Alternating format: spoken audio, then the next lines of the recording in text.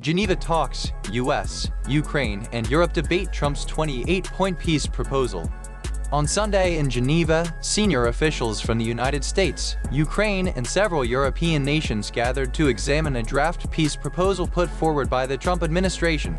The 28-point plan, announced by President Donald Trump on Friday, asks Kyiv to cede portions of its territory, accept limits on its armed forces, and renounce any future NATO membership. Ukrainian leaders and many of their allies have warned that such concessions would amount to a capitulation after nearly 4 years of intense fighting that began when Russia launched a full-scale invasion in February 2022. The meeting was marked by a mix of diplomatic ceremony and tense debate. German Chancellor Friedrich Merz stressed that any agreement would have to be acceptable to Ukraine and would require considerable time to negotiate, echoing doubts expressed during a G20 session in Johannesburg. U.S.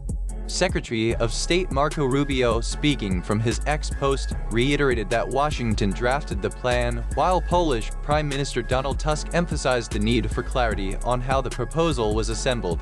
European Commission President Ursula von der Leyen warned that borders cannot be altered by force and that the European Union must play a central role in any lasting settlement.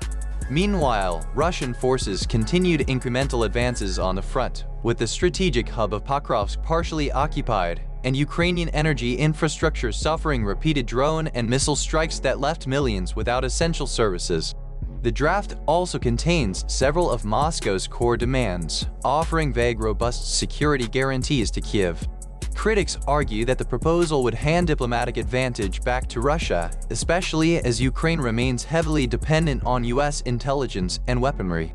Nevertheless, some European officials view the US plan as a starting point that will need substantial refinement before it can be presented to Moscow.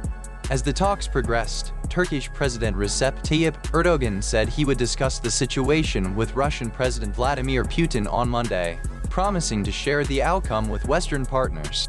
The Geneva gathering underscores the growing urgency among Western capitals to find a pathway out of the stalemate, even as internal pressures mount on President Volodymyr Zelensky, who faces both political scandals at home and a deteriorating humanitarian situation on the ground.